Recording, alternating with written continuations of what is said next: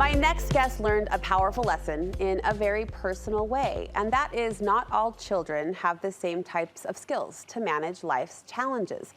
Shannon Hale is a name you know. She's a New York Times best-selling author and the creative genius behind popular titles such as Princess in Black, we love that at our house, and The Princess Academy. Shannon is also mom to 4 neurodivergent kids who have taught her a lot and who inspired her latest book. Shannon, welcome back to Studio 5, sister. It's great to be here, It's been a while. We're so glad to have you. So the latest installment in the Princess in Black series, it hits home for you and I have to assume so many other families. Yes, you know, this series is so much just love and joy for us. The intention of it was just give kids chapter books that are not beyond their skills, because sometimes we push them into chapter books too fast and it's too hard for them, and then they can't read, and then they feel like they're a failure and that like they're not really readers. And that kind of happens with kids in other ways too, where kids who are neurodivergent are pushed into situations that they're not prepared for, and they're told they're naughty and bad, and they don't have the skills to manage it. Shannon, will you define from your mom perspective neurodivergent? I know it's becoming more common of a term, but I think people are still a little fuzzy on exactly what that means. What does that mean for your family? Well, it's an umbrella term, and I think honestly the terms we use are different now than they were 10 years ago, and they'll be different in 10 years. But for example, in my family we have autism, ADHD, OCD, nonverbal learning disorder.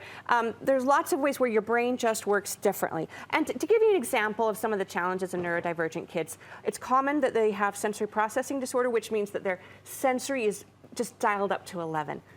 Lights are brighter. Sounds are louder. It's all more. Everything is big. So you think about kids put in schools, in churches, in restaurants, everything feels more. Also very common with neurodivergence is to not have a good sense of interoception and proprioception, which are different senses that tell you things like, I'm getting tired, I'm thirsty, I'm hungry, I need to go to the bathroom.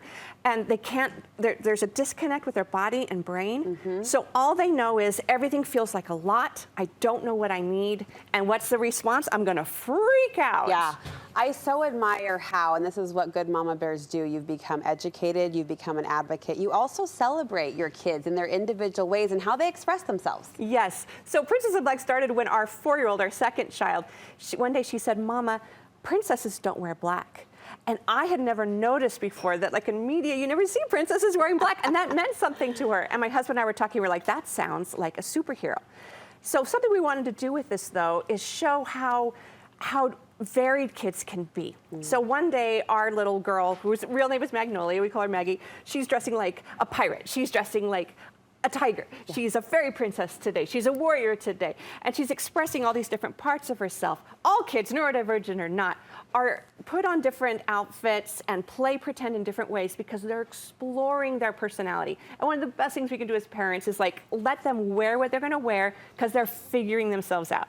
So Princess in Black, she likes the fluffy pink dresses and the glass slippers and the tea parties, and she also likes putting on her black and fighting monsters. She doesn't have to choose, she can be both. It's embracing both. Well, through this tale involving princesses, monsters, and kittens, you have drawn out and even personally discovered some really standout points and life lessons. First, there are no naughty kids. That is so true, and I hope that we embrace that. In this new Princess in Black book, it's our 10th anniversary. Congratulations. Thank you, we're very happy, and it's the 11th book in the series. And in this book, Princess Magnolia gets a cat, and she thinks she's taking care of the cat and giving it food, water, everything it needs, but it's like ripping up the wallpaper and pushing things off the desk. And then she also meets this monster who she thinks are gonna eat the goat. So she wants to battle the monster, but it keeps coming back. And instead of trying to eat the goats, it's like stacking them on top of each other like blocks. And she finally realizes, oh, this monster is bored.